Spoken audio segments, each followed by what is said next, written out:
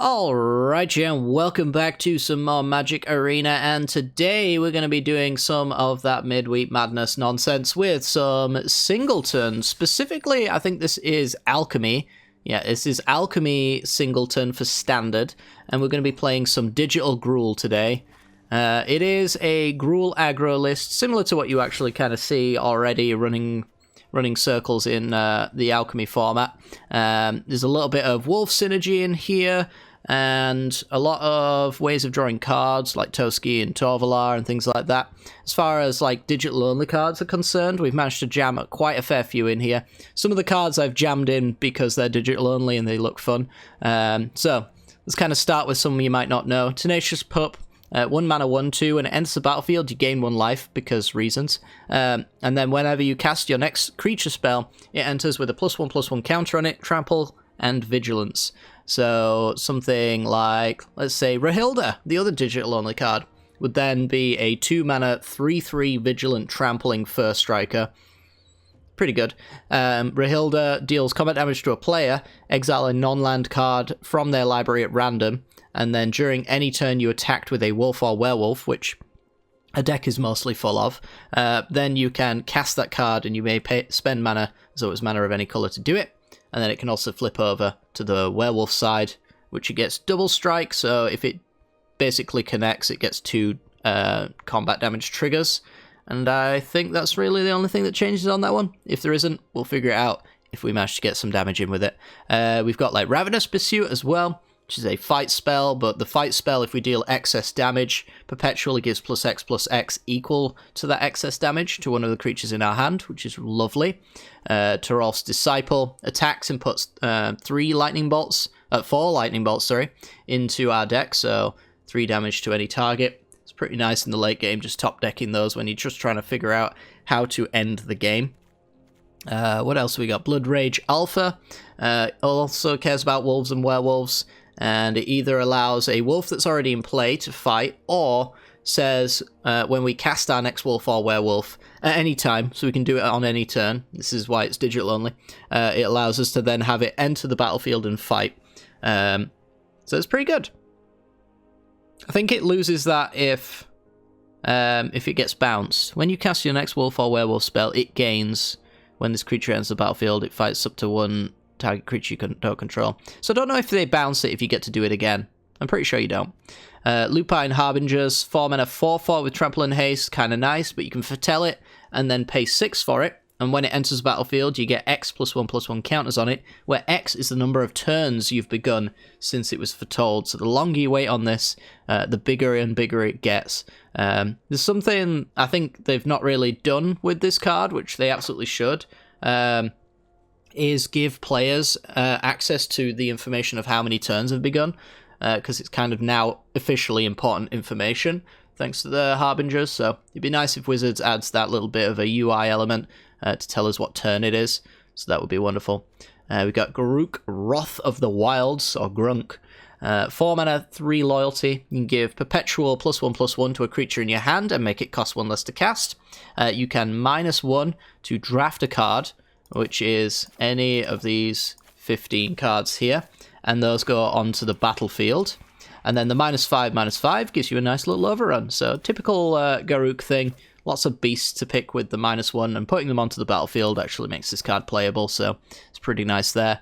And I think that's it as far as digital-only cards are concerned. I guess we also have the Forsaken Crossroads, which is a Scryland or an untapped pathway, basically, depending on whose turn it was when the game started, so it's kind of nice. Oh, how did I forget you? Armed Scavenger. This guy carried one of my games today, which you'll see.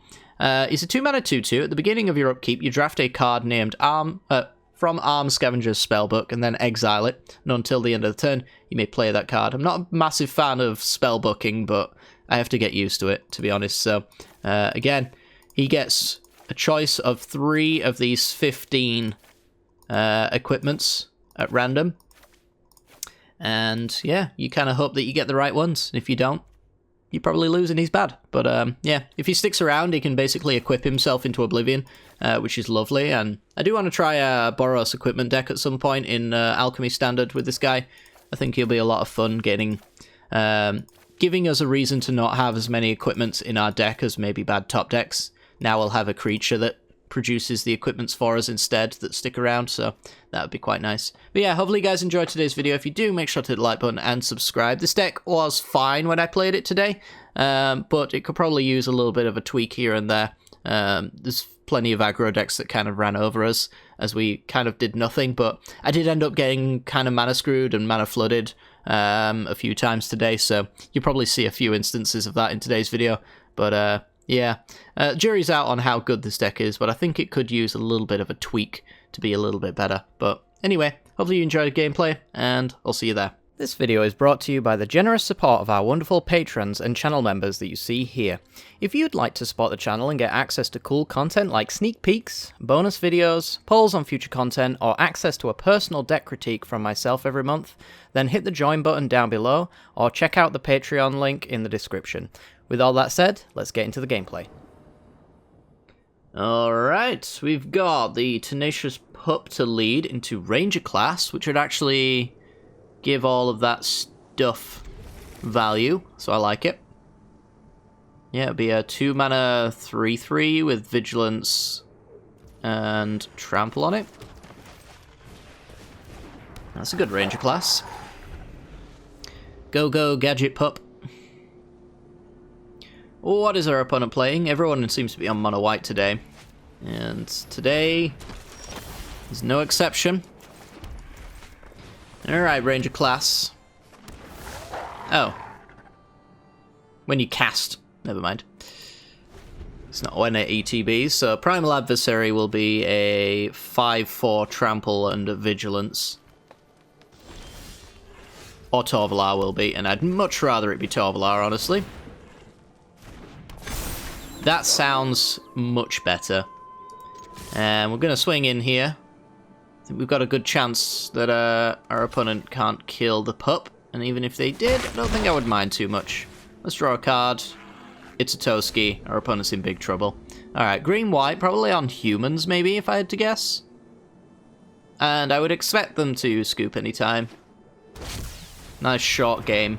Savior of Allenbrook. That's the one. Another 2-minute game. Sweet victory. On to the next one. Alrighty, opponent goes first, and we've got Jaspera Sentinel into, well, it looks like it's into Gatekeeper, but Gatekeeper doesn't get to do anything relevant. So hopefully our opponent, like, plays something that goes into the graveyard. I didn't really think so, but yeah, let's go Sentinel. I mean, maybe we could go with Ravenous Pursuit, just so we have a sorcery in there, and if our opponent plays a sorcery, then Gatekeeper does something. I think just playing it as a 2/1 that can then get Sentinel value is just fine. Like, if we draw a land, then we get our Grunk out there, and Grunk can do some work on an early board like this. It's got a Mammoth. As do we if we want it. Which I think we do.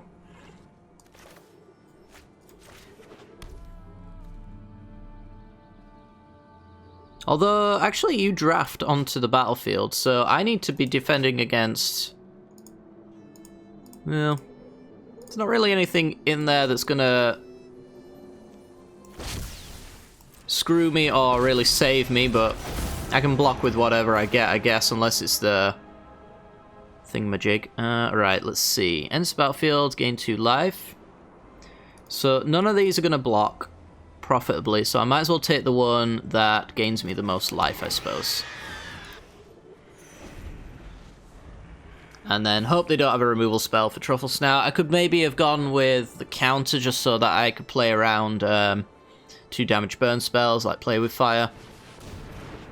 Reckless Storm Seeker, I mean, that gets rid of the Grunk because it can target itself, I believe. Yep, so if they send that all at Grunk, then I don't need to block.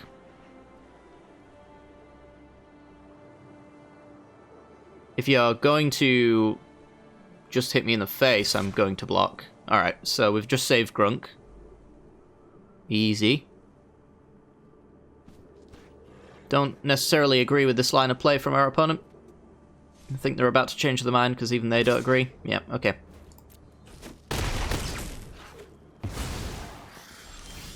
I've got better friends in the wilds anyway. Sure you do. Alright, let's do this. I really need to get rid of this Storm Seeker.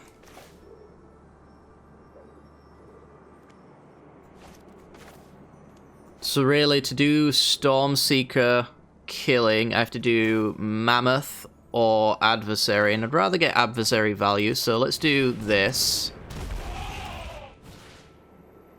And then my 3-3 kills your 2-3.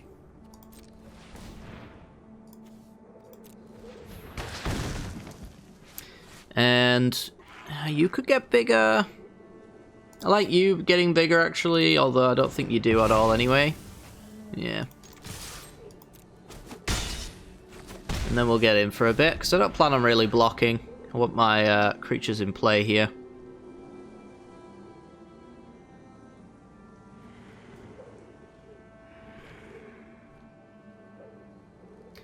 Alright.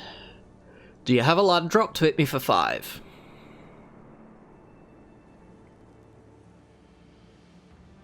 Admittedly, I still need a little bit of help with this hand. We can do Adversary plus pay for it, because of the Sentinel. We could set up the Blood Rage Alpha to have a fight spell on following wolves. In fact, the Adversary would get the ability to fight. No land for our opponent. Ooh, Naturalist.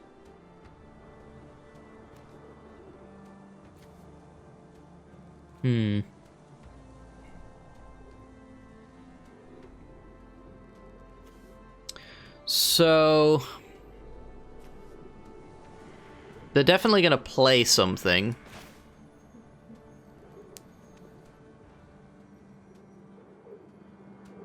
I think I'm just going to go Blood Rage Alpha.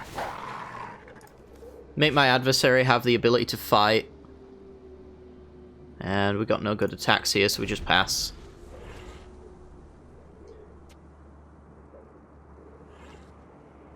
Yeah, I don't think we play the Naturalist because our opponent's very unlikely to trigger Nightbound.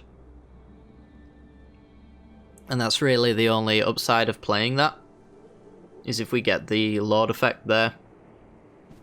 Which isn't that big of an effect anyway.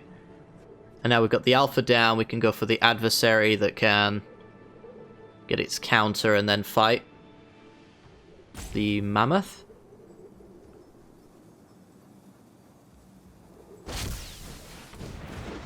Sunstreak Phoenix, okay. Oh wow, Rahilda's good. We are still going to go with the Adversary though here. And it is going to fight the Mammoth, but it's first going to get its counter. And I suppose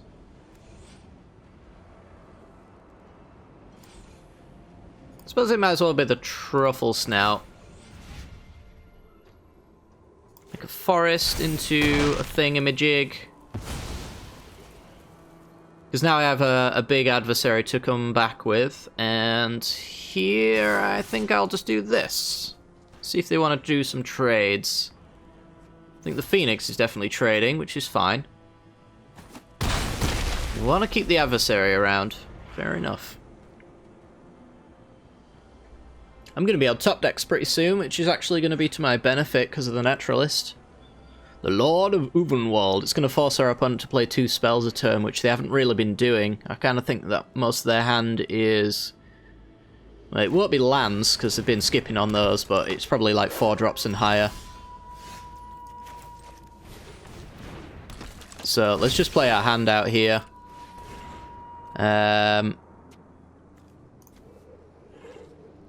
Tap the land, I suppose. And swing, swing. The Piper's unfortunately going to be a thing that's a problem. It's going to put those cards they couldn't play into play. But if they do that, they're probably not going to be able to play their spells, because they couldn't before. That's going to trigger Nightbound, which means that the Naturalist flips over, Rahilda flips over, and I get that Lord effect, and if I draw a land, they're absolutely abysmally dead. Unless this is a very good card. It is not a very good card, although they get to fire off the Piper again.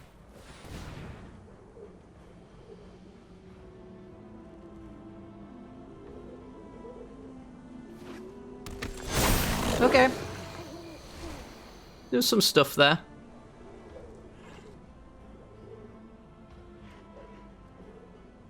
Oh, Phoenix gets to come back, but only if they pay 2. Okay. So are they dead? Asking for a friend. The land was definitely a thing I wanted there. I mean, I'm just alpha striking. It's up to our opponent to figure that out. Let's add some red.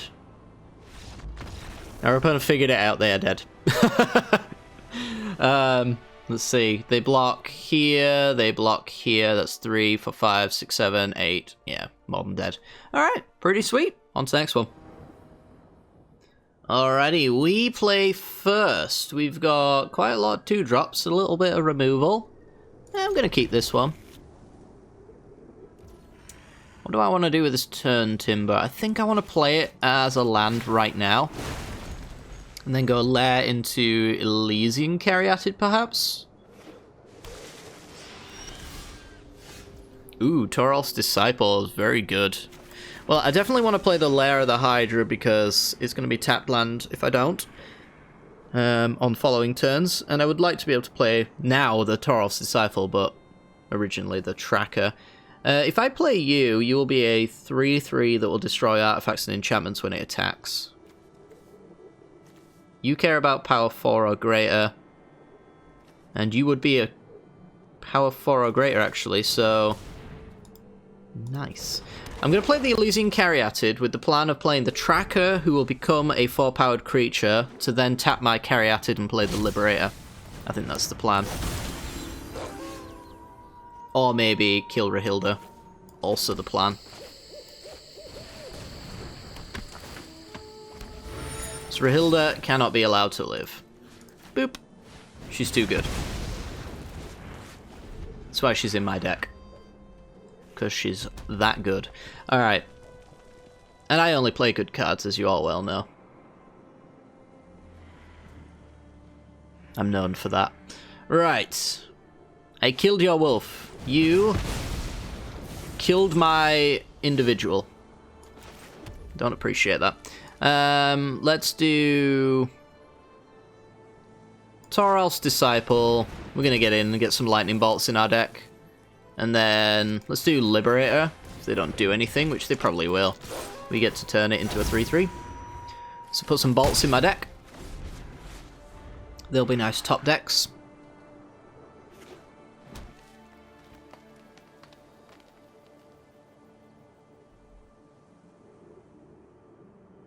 Although they will eventually dilute my deck to the point where all I'm drawing is lightning bolts. Never mind. It's dead now. Into the Celestus. Okay. It was a 2-spell turn. Let's see if we can keep that up. Ooh. Well, I got my own 2-spell turn here. We're going to go Paxson Pup into Arms Scavenger, who allows us to make equipment every single turn. Which, now that we've got nothing better to do, is exactly what I think I'll do. I could kill the Celestus by sacking my Liberator. Keeping our opponent away from bigger spells might be a thing.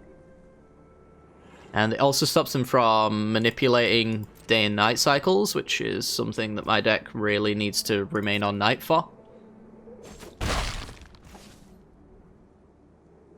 So I'm actually thinking I will. It's also a source of life gain. We're an aggro deck. We don't like that. So let's see what we've done. Have we mana screwed our opponent? They've got Cemetery Prowler. Not particularly. They get to cost reduce here on creatures, I guess. What did you take? Yeah, creatures. Fair enough. Right, Arms Scavenger. Give me If it's a warrior, do I have warriors? You're a warrior. Wow, okay. I could also take the hexproof one so that I get to keep the scavengers. If they don't have removal here, that is, anyway.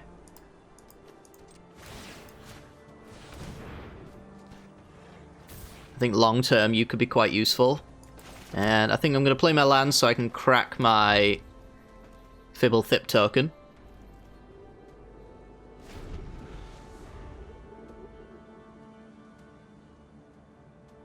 Alright, so we're getting an equipment every single turn now, plus a top deck. That really stings. Goodbye, Elysian Caryatid. Yeah. Alright, show me something good. Tell me you got something else that's awesome here. Well, I don't, so... Are you gonna eat another creature? I don't believe Prowler stacks, right? To know that answer would be to have read the card properly, and I don't do that. Alright, show me a good equipment. We got Colossus Hammer and another Mirror Shield. I think I'm just going to take Scavenged Blade. Nowhere near getting the Colossus Hammer equipped. Fantastic. Let's get that on green, I guess. Den of the Bugbear. Oh, loads of lands today. What a treat.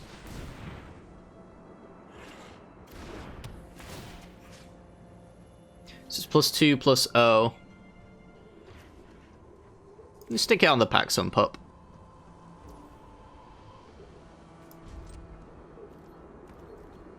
I'll probably block the Prowler.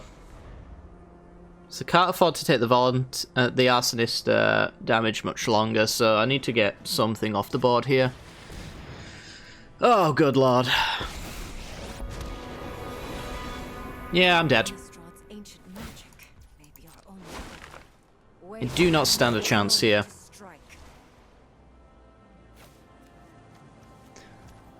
It's 2 emblems for some reason. Good old Magic Arena.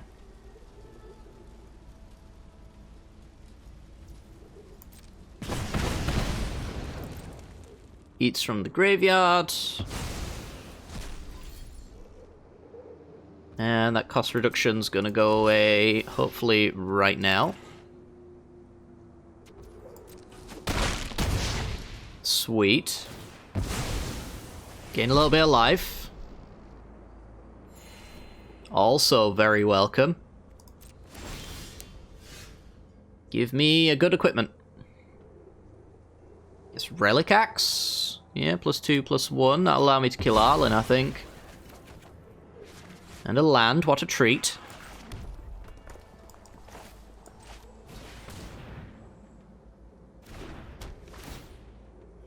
Alright, so equip the Scavenger.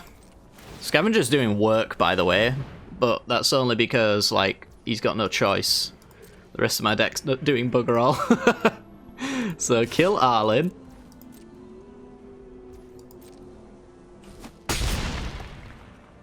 I don't think I'm dead this turn, so I'm hopefully feeling safe doing that.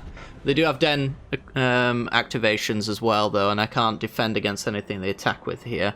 So I will be going down very low. Can Armed Scavenger ever get me a equipment that has a creature with it? Yes. Yeah, Reckless Stormseeker is one of those cards that I figured might turn up eventually. I did factor that in, but it's basically the same damage in a nutshell as Den of the Bugbear.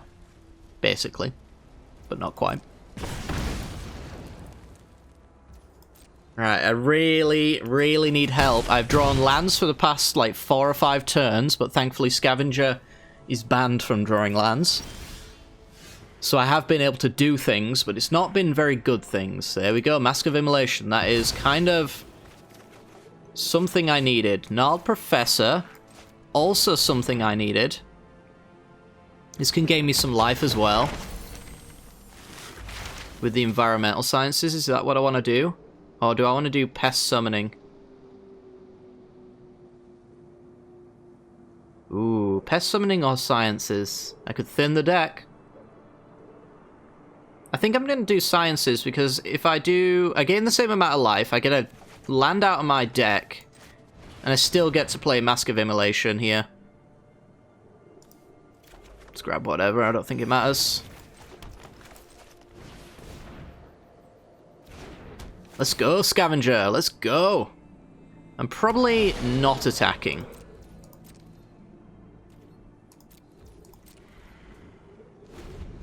I want to kill the Arsonist if I can.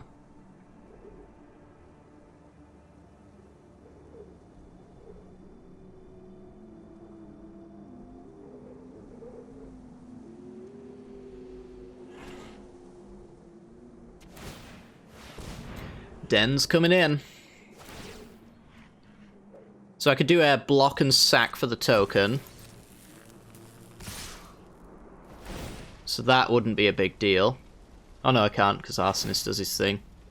Ah, but... I get that first. Magic rules. Oh, am I dead anyway? I'm dead anyway. Fair enough. What a shame. 1 point away. Yeah, the block and sack would have mattered if I'd have been able to do it, but I didn't. Yeah, a bit of a shame there. The equipment dude's definitely extremely good. It's just, yeah, he needed to play equipments along with spells in my deck, but all we did was draw lands, so, you know, it was kind of like a destined to lose kind of situation there. Horrendous flooding out. Our opponent basically won with 5 lands. Kind of sad, yeah. All of these were in our opening hand. So, yeah. Oh well, next game. Alrighty, opponent goes first. The mana's really awkward on this otherwise pretty decent hand. So I'm going to keep it. Hopefully we draw like an untapped land off the top. Pit Fighter. So I don't think we go Pack Leader for turn 1.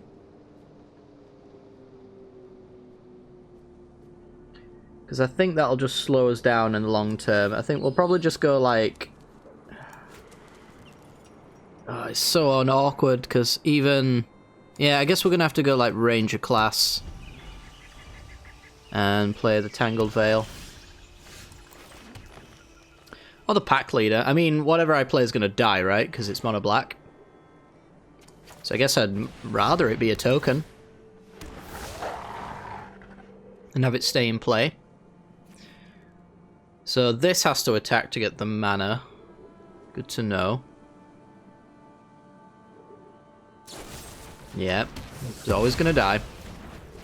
But we still get to keep a Ranger class around, and that's the important part. Warlock class. Levels up.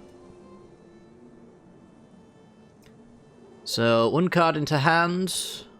Rest into graveyard. Cursebound Witch and Curse of Leeches. Okay. We got a mountain. We don't really need it anymore. It's too late for that. Am I just playing Pack Leader Pitfire? I could go Naturalist Pack Leader. This Pack Leader, the one without the space in it. I guess that would be okay. I mean, I'm opening myself up to like X2 Meat Hut Massacre.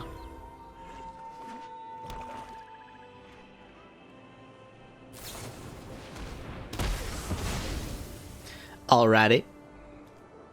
3 damage to a creature. Creature in their hand gets +3/+0 perpetually. Seemed like there was enough of a delay there where that actually targeted a thing.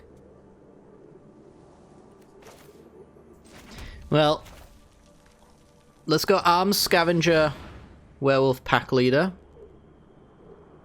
Swing for 2. Probably should swing for 2 first, because this Werewolf Pack Leader's not gonna make a difference to combat. Although, not leveling up the Ranger class is a big red flag for our opponent, which will probably make them want to take the 2 damage anyway. Yeah, and then Pack Leader dies anyway. Or maybe Arm Scavenger does. I don't know. Someone's dying. Alright. It's the one that draws me cards. Totally fair.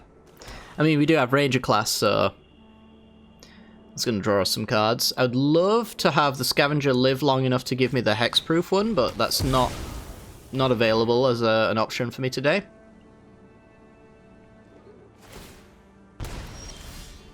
And lots of lands. Okay. Aggro decks love lands. I don't know if you know that. Can't get enough of them. You know, when your curve ends at 4, it's nice to have mana for 6 drops. Alright. Hit you for 3. Play the Pit Fighter. And pray to the magic gods that something good happens here. That is an 8-2. Okay, if you were going to attach a perpetual effect onto anything, the thing that always comes back and I can never remove seems pretty good. Yeah, fair enough. I guess I lose.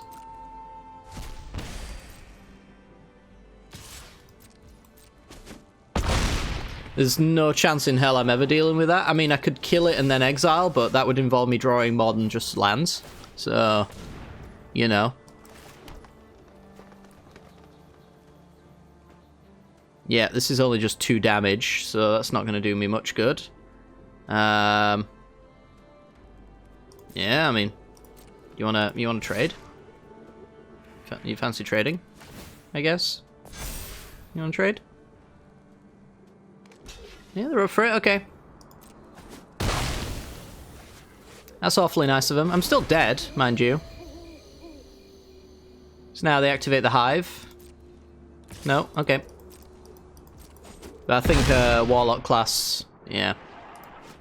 Warlock class kills me now. Tinted Adversary, so I need more than what I'm top decking. Fair enough. Next game. Alrighty, we're in, and yeah, there's a curve here.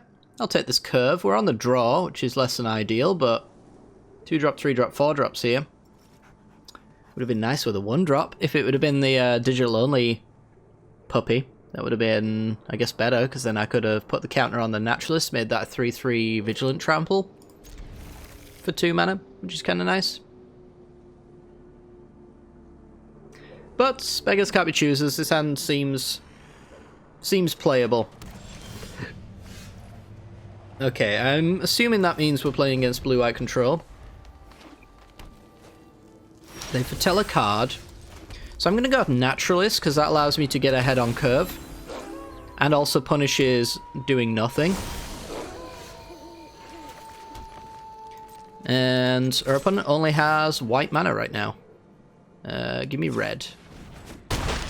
It's not really going to matter. I'm pretty sure this is either a Sight coming or a board wipe, so I do kind of want to play around Draw's Disruption. I don't really have the means to do that all that much. And I don't want to play into Doomscar, so I think I'm just going to go Arlinn.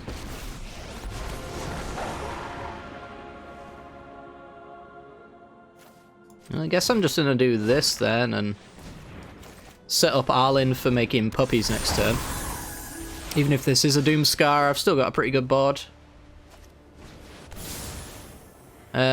Choose up to 2 non-land permanents, return them to their hands. So I would like this one and this one. Opponent killed a 1/1, but did have a tempo swing. It's not to be dismissed.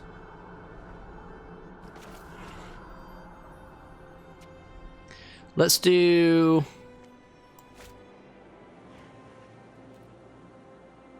Yeah, I can't really cost reduce in a good way, so I think I'm just going to go Arlinn, make some wolves.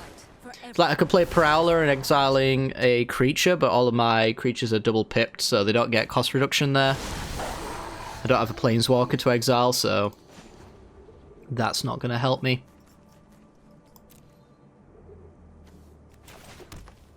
Yeah, I mean, really what we're doing here is just taking advantage of a person who can't play any cards. This perpetually costs 1 less to cast. And you are going to let me play this. And this. We're going to flip them back over, but our opponent's doing a whole lot of nothing, so I'm sure they'll do us the favor of doing nothing as well. And Arlin on this side gives us flash, basically. So even if they have the Doomscar here, they kind of have to help us out a little bit. I'm just going to draft a card here. Let's go with Barkeye Troll, because he can have Hexproof.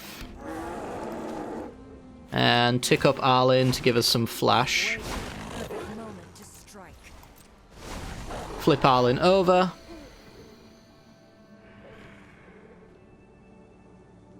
And then play, like, I guess, Prowler?